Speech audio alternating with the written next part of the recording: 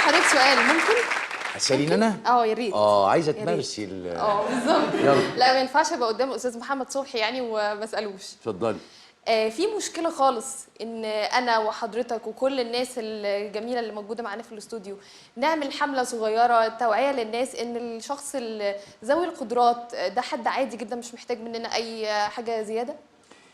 احنا بنعمل الحلقه دي رغم انها حلقه في وسط برنامج قليله محتاجه اكتر من كده، انما انا موافقك ومستعد من خلال اذاعتك ومن خلالنا كلنا والرموز اللي معانا النهارده كلها نجتمع كلنا عشان نقود حمله نقول فيها ونعمل هاشتاج نقول فيها احنا مش مختلفين. على فكره هقول حادثه غريبه جدا يمكن ملهاش علاقه.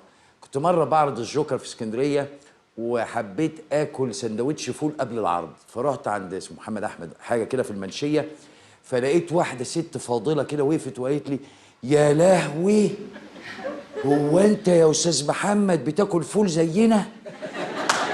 فقلت لها مش عارف الجمله جت ازاي، قلت لها ايوه لان انا مش اقل منك.